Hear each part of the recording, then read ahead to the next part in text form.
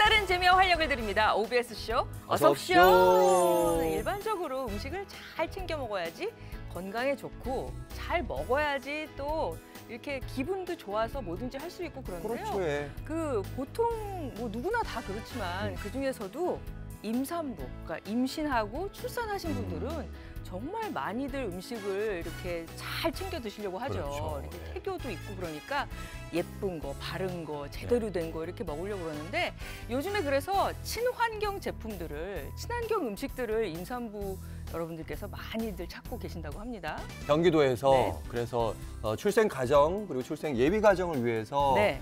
선물을 좀 준비했대요. 친환경 농산물 꾸러미를. 아, 네. 그렇군요. 그러니까 앞으로 네. 올해 그러니까 임신을 하고 계시는 분들 아니면 이제 지난해에 출생한 가구들 이런 가구에 친환경 농산물 꾸러미 금액으로 치면 한 48만 원 정도라고 하는데요.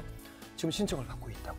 예, 그러니까는 뭐 2월 한 달 동안 예. 신청을 받고 있다고 하니까, 그러니까 거주지 주민센터 또는 읍면사무소를 가시면 신청을 할 수 있다고 하거든요. 그러니까 임산부 여러분들께 도움이 많이 되기를 바라겠습니다. 자, 첫 소식부터 시작해 보도록 하겠습니다. OBS쇼 어서 오십시오. 인간이 살면서 반드시 발생되는 쓰레기들, 그렇다고 무조건 당연한 것일까요? 하루 평균 폐기물 발생량은 나날이 증가하고 있다는데요. 일상 폐기물 같은 경우는 아시겠지만 코로나 이후로 그 일회용 물품 관련한 폐기물들이 지금 어마어마하게 나오고 있고, 만들어내면서도 탄소 배출이 되고, 그리고 썩으면서도 탄소 배출이 되고, 그리고 만약에 얘네들을 이제 처리를 하기 위해서 뭐 소각을 한다. 그러면 또 탄소 배출이 되고, 네, 이게 엄청나게 이제 연결되어 있는 그런 문제들이죠. 나날이 증가한 쓰레기들은 이제 인간을 위협할 지경에 이르렀습니다.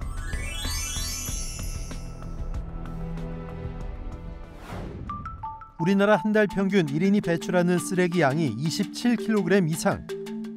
그런데 버려지는 모든 것들이 폐기의 대상이 맞는 걸까요? 제대로 분리배출되지 않는 데다 재활용으로 배출된 종이조차 제대로 재활용되지 못하고 있다는데요. 그래서 종이 재활용 현황을 알아보기 위해 부천의 한 가게를 찾았습니다. 물건 진열부터 좀 다른데 여긴 뭐 하는 곳이죠? 제로웨이스 샵은 말 그대로 쓰레기를 0으로 만들기 위해서 노력하는 곳이라고 말씀드릴 수 있고요. 그러니까 쓰레기를 이제 많이 발생시키는 포장재나 일회용 이런 제품들을 저희는 이제 아예 취급하지 않고 있고요. 쓰레기를 발생시키지 않기 위해서 이렇게 노력하는 공간이라고 보시면 될 것 같아요. 네. 다양한 재활용 상품들이 있는데 종이를 이용한 재활용 상품은 어떤 것이 있을까요? 지금 종이로 만든 연필이에요. 볼펜, 종이 볼펜. 그다음에 여기 재생 종이로 만든 노트들이 있습니다.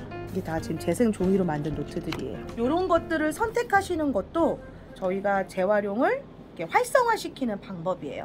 우리가 이런 것들을 자꾸 구매를 해줘야지 재활용 시장이 활성화가 돼서 더 많이 재활용 제품들을 많이 만들어낸다는 거 잊지 말고 꼭 기억해 주세요. 네. 그리고 이곳에선 재활용을 위한 종이 폐기물도 받고 있었는데요.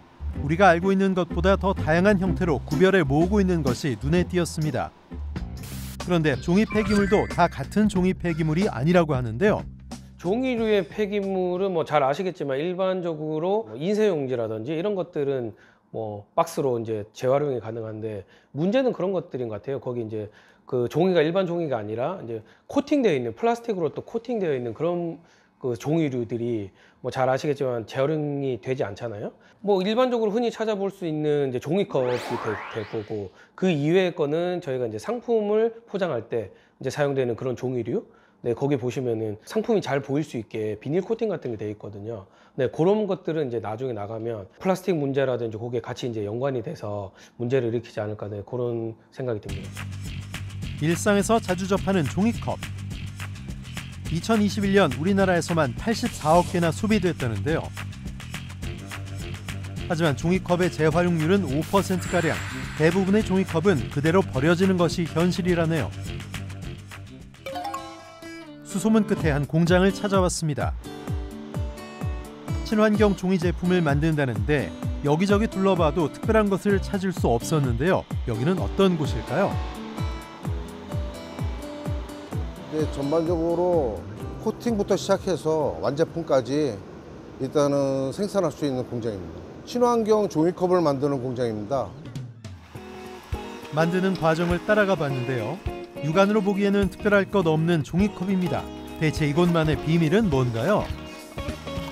종이컵에다가 플라스틱을 붙여 넣은 것이 지금 현재 쓰고 있는 그냥 종이컵입니다. 그거는 한번 붙어 있기 때문에 종이와 플라스틱이 분리가 되지 않는데 저희 거는 똑같은 방식으로 종이컵에 플라스틱을 집어넣은 상태이지만 수용성으로 물에 의해서 플라스틱과 종이가 분리할 수 있게끔 만들어진 용입니다.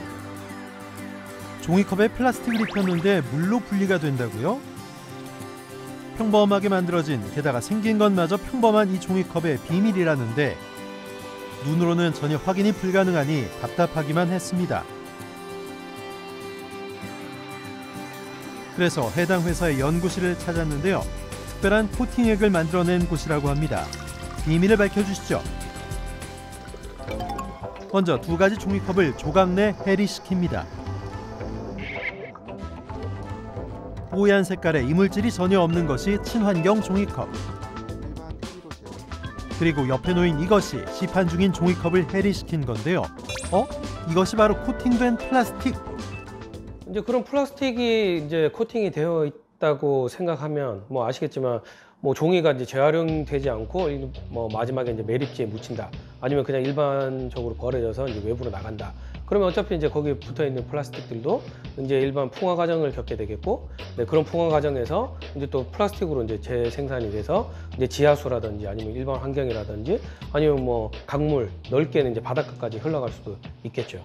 미세 플라스틱이 이제 해양으로 나갔을 때 그런 해양 생물들이 먹었을 때 생식이라든지 그런 번식에 이제 영향을 미친다는 그런 그 논문이 이제 2022년도에 나왔었고, 뭐 아시겠지만 이제 플라스틱이 있으면 이제 뭐 P다, PET다, 뭐 PS다, 폴리스타이렌이다, 뭐 이런 것들이 다 있겠지만 제가 실제로 제품을 만들 때 걔네만 순수하게 사용하는 게 아니라 이제 특성들을 이제 개선을 하려면 거기에 이제 첨가되는 물질들이 되게 많거든요. 그래서 이제 거기에 첨가되는 뭐 프탈레이드라든지 아니면 비스페놀 계열이라든지 이런 애들이 나오게 되면 걔네들이 또 이제 내부 분비계 그런 물질이에요. 그래서 그런 물질들이 이제 또 그 환경으로 같이 이제 나올 수도 있는 부분이고. 이러한 문제를 해결하기 위해 환경에 영향을 주지 않는 고형물질 25%와 물 75%로 구성된 친환경 수용성 코팅액을 개발한 것이라고 하는데요. 일단은 종이컵들은 전부 폐기물에서 태워지게 되는데 이제 그 종이컵도 전부 그러니까 종이컵 말고도 뭐 라면 컵이라든지 용기라든지 이제 모든 음식물이 담기거나 음료수가 담기는 종이컵들은 다 재생이 가능하다는 소리죠. 종이에 친환경 수용성 코팅액을 입혀 내열성을 높이고 내수성, 내유성까지 높인 특별한 종이 제품들이 바로 여기 있습니다. 제작진이 해당 회사를 직접 찾아가 봤더니 더 좋은 제품을 만들기 위해 공장과 연구소 등을 연결해 화상회의를 진행 중이었는데요. 친환경 종이 제품을 만드는 특별한 이유가 따로 있을까요? 그러니까 뭐 환경보호 뭐 단체 운동가는 아니지만 가능하면 자원의 재생 그리고 리사이클 이런 에코 이런 페이퍼를 만드는 입장에서 그런 자연에 대한 생각들을 좀 새롭게 다짐하면서도 최대한 자연을 보호할 수 있도록 환경을 고려한 이런 제품을 만들려고 좀 노력하고 있습니다. 그리고 며칠 뒤 요즘 핫한 ESG 관련 포럼이 열려 한 사장을 찾았는데요. 교수님, 최근 몇 년간 주식시장을 뜨겁게 달군 ESG 대체 어떤 건가요? 네, ESG는 그 3가지 요소가 포함되어 있는데요. 환경과 사회와 거버넌스의 이 요소를 기업 경영, 전략과 또는 사업 계획에 녹여서 ESG를 실천하도록 기업한테 이제 요구하는 것입니다. 계속해서 강의가 이어지고 ESG 사례 발표 시간인데 저분 어째 낯이 익죠? 친환경 종이 제품을 만드는 기업의 대표님이시군요. 이 기존 컵을 물로 이렇게 헬이라고 이렇게 파보면 피 코팅막이 있는 거예요. 피 코팅막이 있는데 저희는 물로 이렇게 하다 보면 이게 그 물처럼 분해돼 갖고 재생할 수 이게 펄프를 다시 재생할 수 있도록 만들었습니다. 제품을 만들면서 환경은 개인의 노력뿐만 아니라 기업과 정부가 함께 노력해야 할 문제라고 인식하고 직접 이런 포럼을 열게 됐다고 합니다. 저희가 하는 길이 지구의 환경을 조금이나마 선한 영향력을 미친다 그러면은 나름대로 보람이 있는 일이 아닌가 이렇게 생각이 되고요. 지구 환경을 위한 ESG 포럼은 한참이나 계속됐습니다. 그럼 우리는 어떻게 환경을 지킬 수 있을까요? 바로 올바른 분리배출입니다. 먼저 불판지류, 그러니까 택배 상자류는 테이프와 이물질을 제거하고 배출합니다. 송장도 깨끗하게 떼야겠죠? 신문이나 책자의 경우 스프링과 같은 다른 재질은 제거한 다음 종이류만 배출합니다. 우유팩과 종이컵류는 먼저 깨끗하게 씻어 이물질을 제거하고 일반 우유팩인지 멸균 우유팩인지 구별해 배출하면 되는데요. OBS에서도 캠페인 중인 필환경, 환경을 필수로 생각해야 한다는 환경운동인데요. 친환경이 개인이 실천하는 환경 문제였다면 이제 미래 세대와 인류가 살아남기 위해 하는 것이 필환경 운동입니다. 더 나은 미래를 위해 기업은 환경을 생각하는 제품을 만들고 소비자는 현명한 선택을 한다면 미래, 우리의 삶도 바꿀 수 있습니다.